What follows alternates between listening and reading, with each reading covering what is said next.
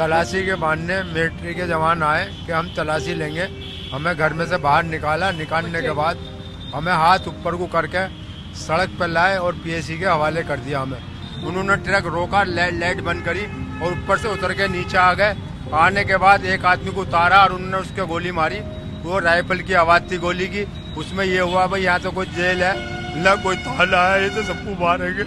हम जो है अल्लाह का नाम लेके खड़े हो गए। होने के बाद उन्होंने एकदम कूदने के लिए तो उन्होंने ट्रक के अंदर गोली चला दी। मुझे ऊपर से उतारा गया। उतार के पीएसी वाले ने 2 ने पकड़ा, तीसरे ने मेरे गोली मारी। मुरादनगर का दरोगा था, गश्ती पहरे पे एक पीएसी वाला बैठा हुआ था। वो पीएसी वाले को मेरे दौरे खड़ा करा और उन्होंने कहा बेटा हम तुझे अस्पताल ले जा रहे हैं, अगर तूने पीएसी का नाम लिया तो तेरे जहर का इंजेक्शन लगा दिया जाएगा।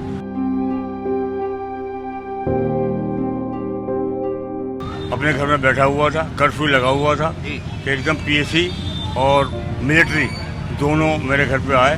फिर मेरे घरों में घुसी और वहाँ से मेरे बच्चों को पकड़कर बाहर ले आई। आपके बच्चे थे? जी, मेरे बच्चे के पीछे बैठा हुआ रियाजुद्दीन 16 साल का था। अच्छा। इससे बड़ा बेटा कमरुद्दीन जो मारा गया इसमें नहर कांड में, वो 22 साल का था। वो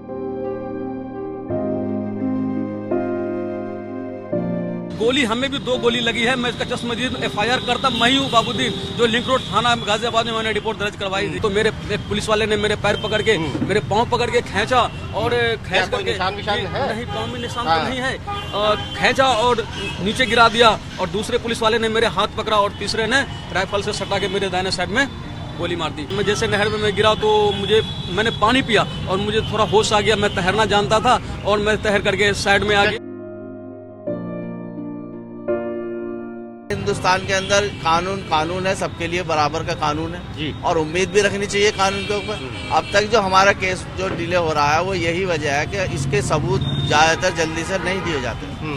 क्योंकि जब केस दिल्ली ट्रांसफर कराया, गाजियाबाद अदालत में था, तो 6 साल तक तो इस पर कार्रवाई नहीं हो पाई। जी बिल्कुल, 6 साल तक बिल्कुल कार्रवाई नहीं हुई। 6 साल के बाद में जब इस पर कार्रवाई, अपने केस ट्रांसफर कराया दिल्ली, 30 हजारी कोर्ट में केस गया, तो उन सबूतों की जो फाइल जाने में 7-8 महीने लग गए थे। अभी भी 30 हजारी से जो फैसला आया है तो उसमें भी जज साहब ने ये कहा है कि इन लोगों को 42 लोगों को नहर पे ले जाके गोली मारी गई है पीएससी के बंदूकों से।